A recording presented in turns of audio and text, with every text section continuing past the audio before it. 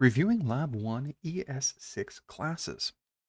I have the assignment pulled up right here, and we're going to walk through the different instructions, part 1 and part 2, for fulfilling the requirements for this lab. So let's start with, I've gone ahead and pulled up Visual Studio Code right here. I've pulled up my folder matching my directory on GitHub. Notice I have no folders over here, and I'm looking at Explorer. I've also opened a terminal by going Terminal, New Terminal, so I have an existing terminal down here. So let's start by walking through the part 1 instructions step by step by step, and then we'll move into part 2. Part 1 starts with create a new folder, then create a new node project, add a type module, and then add chalk via npm install chalk. So let's start with part 1 here.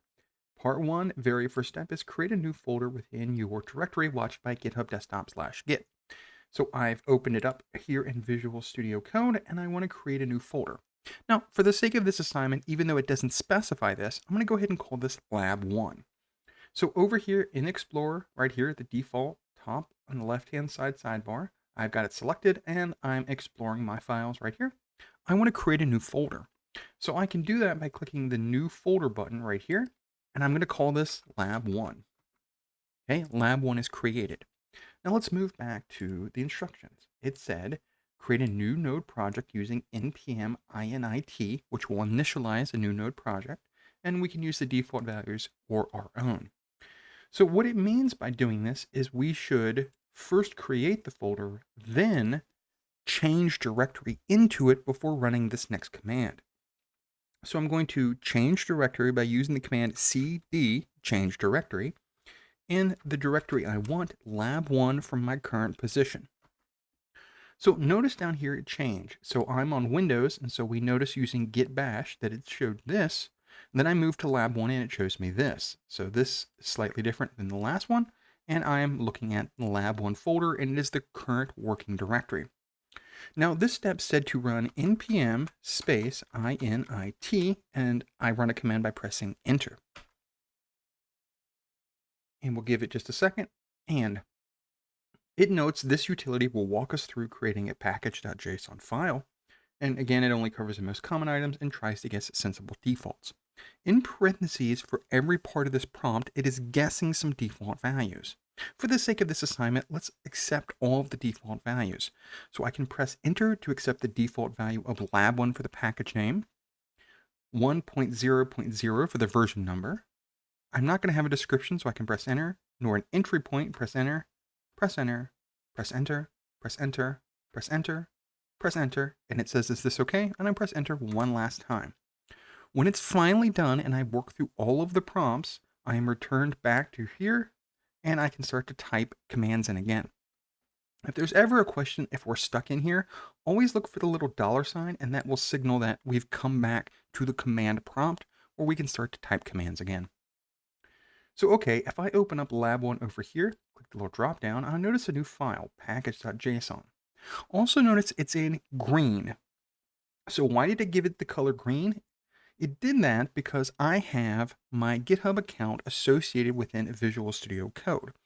So it is keeping track of this repository. So I know right here that this green tells me that I changed something. I can also verify that by looking at the letter next to it. The U tells me something's been updated. So this has been updated, something's changed here, and it's in green, meaning I added it since the last time it checked. I can also verify over here in source control, the third option down on the left-hand sidebar, that I have one pending change. And of course, this is the change. I updated one file. So, okay. What I want now is to return to these instructions. So I created a new node project, and previously I created a new folder. Now I need to add a type module. We add a type module in package.json, so it needs to be created first, hence the previous instruction. So let's move back to Visual Studio Code, go to package.json, now that we've already run npm initialize, and remember that package.json is a JSON file, JSON. For JavaScript, that's the JS part, object notation, that's the ON part. So it is a notation of an object. And as we remember, an object is a collection of values. So we have all of these different properties, these different values that are part of this object. So if we want to add another one, we can add a comma after the very last one, and then add another property called type. And Visual Studio Code will guess what we want, and we want type. And it says, okay, there are two possibilities for this, either common JS or module. We want module, and I can use the arrow keys to select which one it's guessing I may want. I want module, and then I'm going to save this file. Now in Visual Studio Code, we can save files in two different ways. We can use keyboard shortcuts, or we can use the menu. I'm going to predominantly use keyboard shortcuts during this video and in future videos, but menus also work. So to very briefly cover the menu, we can always save a file by going to File, Save, and then notice over here on the side, Control S in Windows.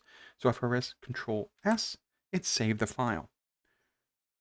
So okay, I'm going to go ahead and close this, and let's move back over here. It said add type module, create a new node project, and create a folder. We've done all those. Now we need to add chalk, npm install chalk. So over here in Visual Studio Code, I want to verify I'm in the correct current working directory, and I am. I'm in lab 1. This is matches lab 1 over here. Fantastic. And I want to npm space install space chalk, all lowercase with spaces between npm and install space chalk, and press enter to run the command. So what this is going to do, and it did it in less than a second, was go to its registry, the npm registry, which is a website service, look for a package named chalk, which it's done here, and then go ahead and look inside of chalk and check its dependencies. So when I use the word dependencies, each project, anytime it has packages installed on it, has this additional property called a dependency, or dependencies plural. So let's check our new package.json file and notice it's been changed.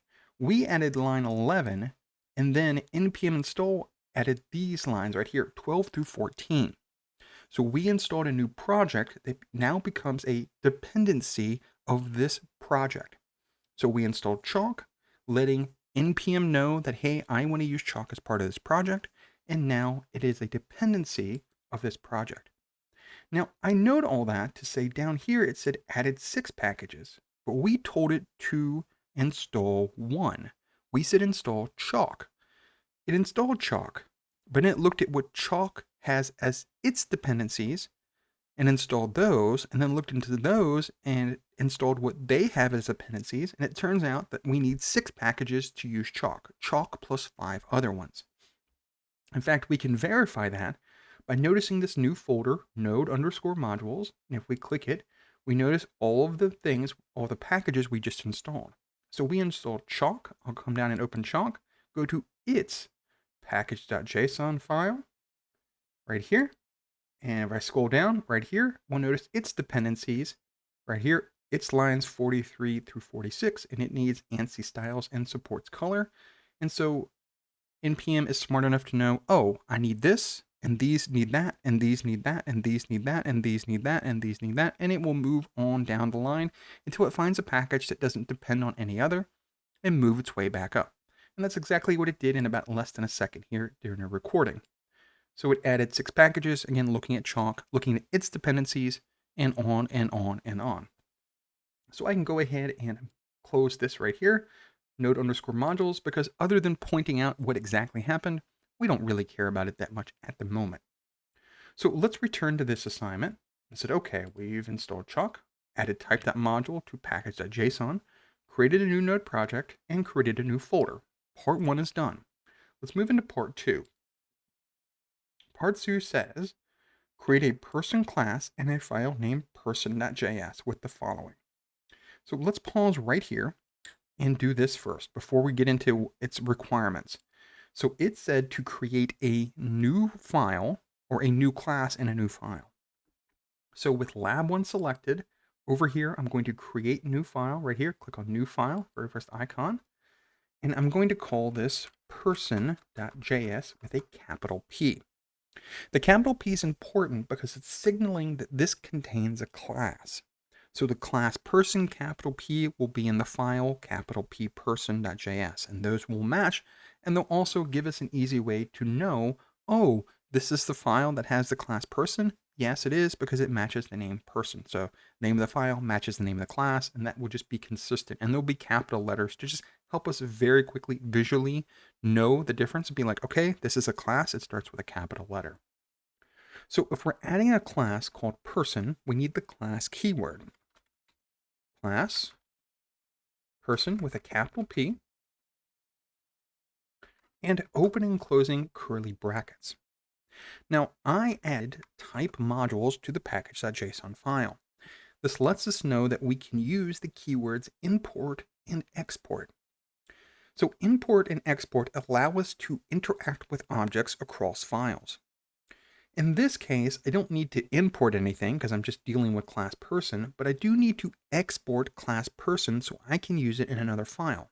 Otherwise, Node, which we will use to run this file very shortly, has no idea what this means.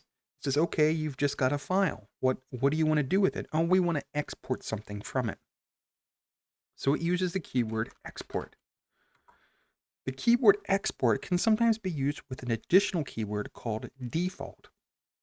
Export default specifies that there is one default or one export, which is the default, which is to say we are only exporting one thing. This is the default thing I'm exporting. What are we exporting? We're exporting person. Right here. So we have our class person, and now we're exporting person, which means we can use it in another file. So I'm going to go ahead and save this, Control S in Windows, and now I have my person file and class person. Coming down here, we want to add some new things. So properties and methods. So as a reminder, an object is a collection of properties. An object is a collection of values. Each individual value is a property. It is a collection of properties. So properties are values we want to save, basically variables, but connected to an object. And methods are functions that are part of objects. So this lets us know we're going to have basically two variables, two values that are associated with this object, and two methods that are associated with this object. So let's start down here with the constructor right here. And it says should accept two arguments and store their values as part of the class. So this lets us know, combined with this up here, that anytime we want to construct an object based on a class, we usually want to go ahead and store values at the same time. So in other words, I'm going to come over here and I'm going to add a new method called constructor. And it usually, as soon as I start typing C-O-N and sometimes even C-O, Visual Studio Code goes, hey, do you mean constructor? And I do.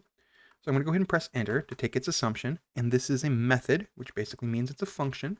So open and close parentheses, and then open and close curly brackets, noting the body of the function. So down here, over here, it said, should accept two arguments and store their values. So I know the values will be name and favorite color. So I'm going to go ahead and copy paste favorite color. So Control C in Windows, because I sometimes forget how to spell favorite. And I want name and favorite color. So these are the two parameters that are the things we specify in a function. Again, a method is just a function that's part of an object. So these are parameters over here. And when we pass data to them, they will be arguments.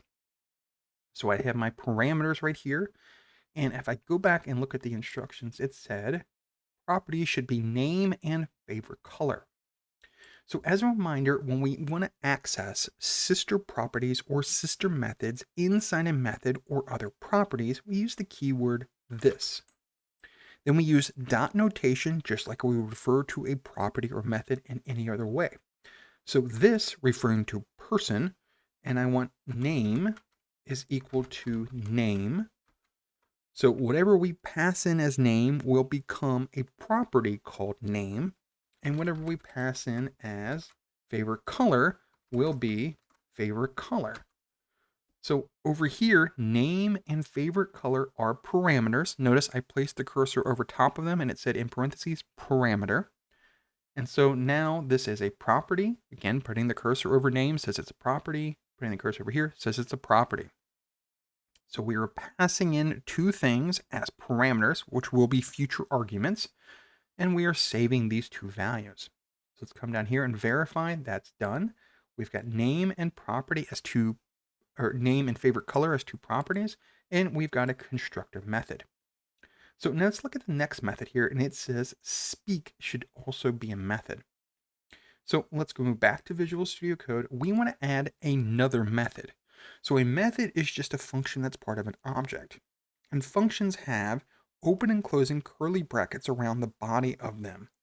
So if we want to add a new method, we need to usually give it a new space. And then the name of the method, speak, open and closing parentheses, right? To signal that this is a method, this is a function. And then open and closing curly brackets. And notice I usually press enter after it produces those for me. So we have our constructor, and now we have a separate method called speak. The constructor has its body, open and closing curly brackets, and the speak method has its own code, which we will write very shortly. So I'm going to go ahead and save this file, Control S, and I want to note something right here. As soon as I save this, Visual Studio Code updated this number over here. It now says 3. There are 3 pending changes. So what are the 3 changes? The 3 changes are person.js, notice the green and the U for updated, package.json, green and U for updated, and package lock, package with a hyphen between lock.json, and the little U right here. So what is this other file it created? Well, package lock, if we click on it, will show us right here, a lock version, and will show us these various hashes. Hashes are a way to signify that something is unique. So it used mathematics to produce a unique thing right here. Actual formula is SHA 512. We care about it.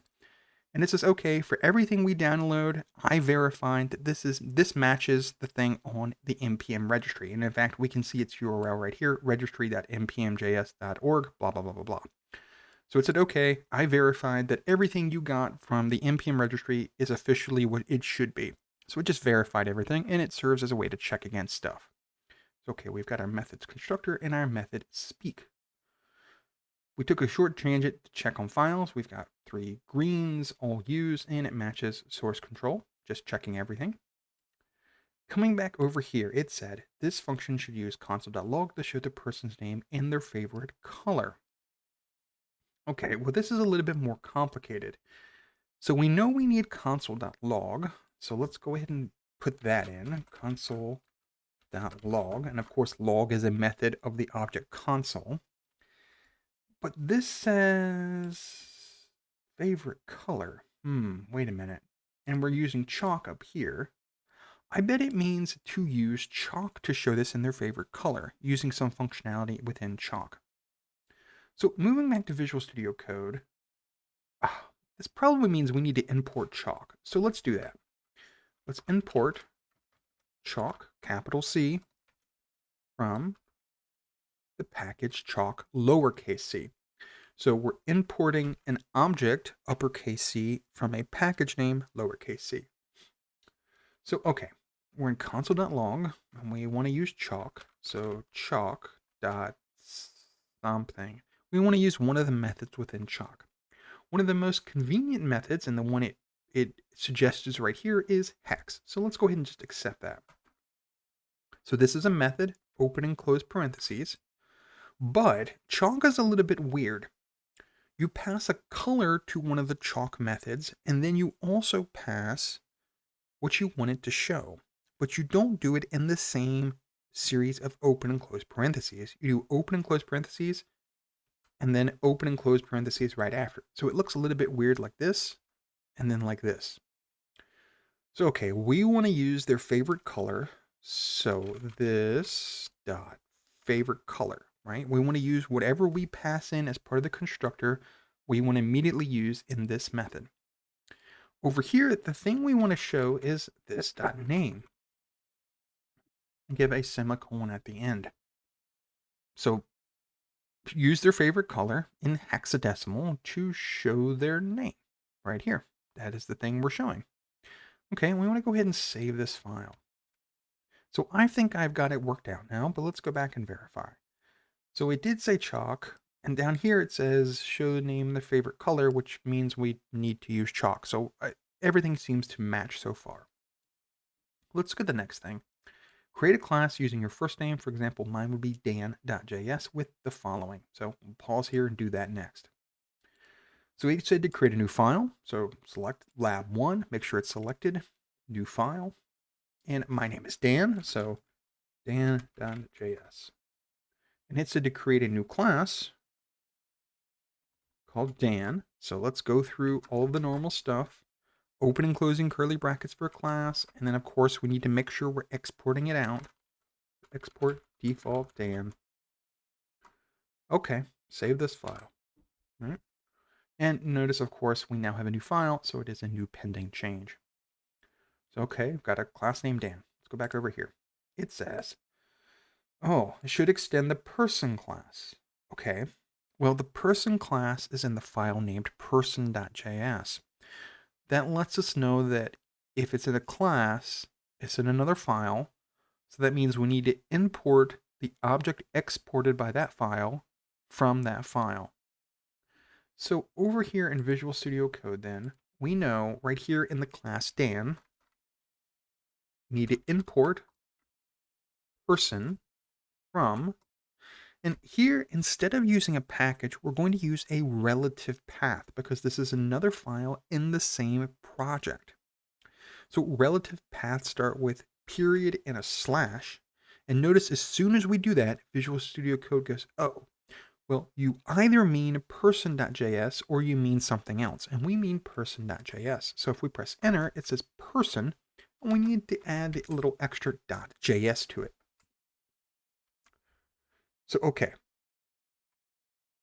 We are importing the thing that's being exported from the person.js file. We want to extend it. So when we extend an existing class, we build upon it. The metaphor I like to use is we are standing on a ladder. We get its entire structure, and then we build on it. So extends, what does it extend? Person. Okay, cool. And let's save this file and go back over here. Extend person class. Fantastic. Should use super, the method, in its own constructor method to pass the arguments to what it is extending. This seems a little bit complicated, but let's walk through what it's talking about. So we see here constructor, so let's go ahead and do that. We notice the class Dan needs a constructor, and again, I typed CO and it guessed, hey, do you mean a constructor? And we do. So open and close parentheses, open and close curly brackets, and I press enter, and it goes ahead, it gives me that spaces. So okay, over here, it said constructor, we got that bit done, and then it said super, and it says something about arguments. Now, previously in this video, I mentioned parameters and arguments. So parameters are what we call something inside a method or inside of a function, and arguments are what we pass to it. I know it's a little confusing to use two different words, but they can mean slightly different things, depending on the context and what we use them. So this says should pass the arguments. So this lets us know that something is going to be passed to this at some point in the future. We're going to pass data to it because it is an argument. So in which case, we want name, and let's go over to person, and I'm going to select and copy this favorite color. Name and favorite color are what we're going to pass Dan. And then it said to use the super method. Right here, super, which is a special keyword. Notice that the color of super, the color of constructor, the color of extends, and the color of class are all particularly the same color. They're all keywords within this language. So super is a special method. So in this case, I want to send name and favorite color. So let's verify I did that correctly. So it said should use super in its own constructor to pass the arguments to what it is extending. So whatever we send to Dan should send to person. In fact, we can verify that. So in Visual Studio Code, if we place the cursor, if we save it, so Control S to save, we see constructor Dan. So this constructs a new Dan, a new object based on this class. If we place the cursor over super, we see constructor person. So this constructs person based on what we send it. So we said, hey, I'm Dan, I extend person. Person, here's some data. So this allows us to take in all of this right here as part of extends. And then we say, hey, here's some data, do something with it for its constructor using super. So it sets up this .name and it sets up this .favorite color internally, which we also get because Dan extends person. So in other words, instead of writing the same code over again, we can simply say, hey, I'm a new class. I extend that other class. Hey, other class, here's some data, do something with it. So the other class sets up the properties, and Dan, being based on person, automatically gets those. This is a very easy way to allow us to extend existing code, working smarter, not harder. We're not repeating code, we're basing it on pre-existing things. In this assignment in particular, we're basing this class, Dan, on person in existing class. In future assignments, we're going to extend other people's code. And that will allow us to, again, work smarter, not harder. So, okay, I've got all of this. Let's verify I did it correctly. Should use super in its own constructor to pass the arguments to it extending. Okay, cool. Should import the person.js file. Okay, well, we know from this step up here, it should extend. Also lets us know verify should import. Okay, cool. These appear done. Let's look at this last thing. It says create an index.js file that only uses import for the file with your first name, for example, dan.js. It should create a new object, supply your name and favorite color, and then call its speak method. So we need to create a new file. So with lab1 selected, new file, index.js. It said that this should only import the named file. So Dan from, again, relative path dot slash, and I want Dan and add.js. Now, the object I'm going to create based on the class Dan probably won't change. So I'm okay with making this a constant. D equals a new Dan. And then we know somewhere it said speak, right? We got to run that too. Okay. And I'm going to put semicolons at the end of this. And I'm going to save this file.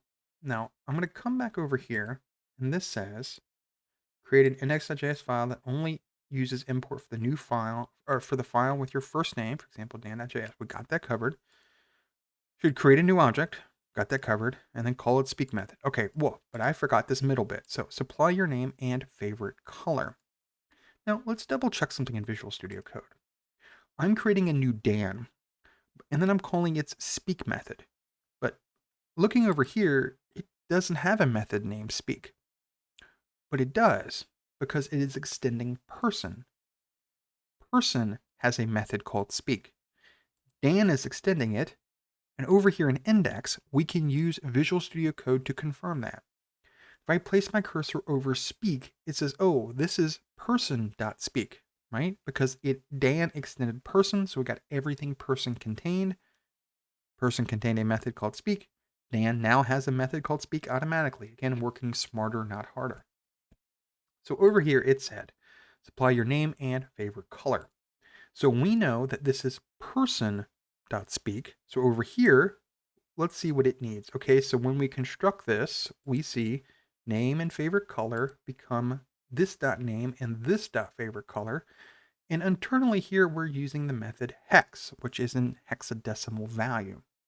So that lets us know that we need Dan, the name, and a hexadecimal value. So we start it with the hash. And let's say 123. So we need a total of 6 things. And I'm going to save this file. So notice over here, by the way, as I was typing it, it was fixing it for us. So if I put the comma back, we see, hey, this is the name part. Notice the underlined name, and this is the color part as I was typing it. So I need to save this file, Control S. So at this point, I have fulfilled these instructions. I've created a new folder, right? We called it Lab 1. We created a new node project inside that, npm init. We added type module to package.json. We installed Chalk in the Lab 1 folder. We created a person class in a file named person.js. We gave it the properties name and favorite color, this.name, this.favorite color.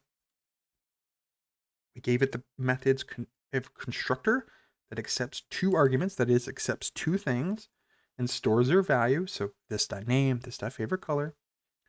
And we have a speak method. Again, it's a function that's part of an object that uses console.log. And then we created a dan.js file for the Dan class. It extends person. It uses super within its constructor. So whatever we pass the constructor is passed through the super. And it imports the dan.js file. And then finally, we created an index.js file that imports the Dan file, which in turn imports the person file, meaning we don't have to do that because the Dan file is taking care of that for us. And it should create a new object, supply your name, and call its speak method. So everything appears to be done, and there's one last step for us, which is to test this code. So let's verify down here in terminal where the current working directory we want. So in Windows right here, it's showing us we're in Lab 1. We're in Lab 1. So at this point, I need to test the code. And I'm going to do that using node, N-O-D-E, space. So the node command runs whatever file we give it.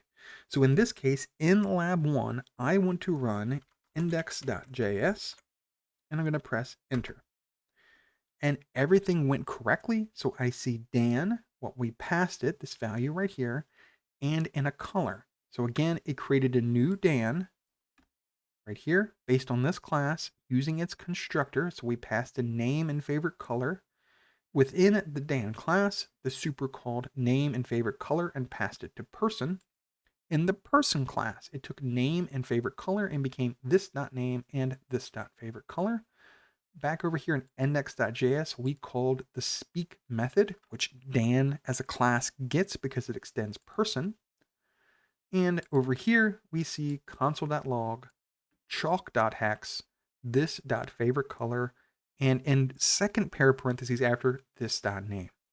So it showed the name and the favorite color as part of the person class, which Dan extended from the person class. So it gets everything it has. And we see over here that we just need 2 lines of code with an index right here to create a new object. Of course, once we import it, Dan has more code and person has even more code, but notice progressively getting less code. We're working smarter, not harder. We're extending other classes. We're using things like constructors and super, using methods because we have classes based on other classes. So again, working smarter, not harder. This has been a review of Lab 1, going into great detail about each of these things and how they works. So okay, after all of this, I know this works, so the very last thing I need to do, and I'm going to go ahead and close all these, although I don't have to, but I'm going to go ahead and do it.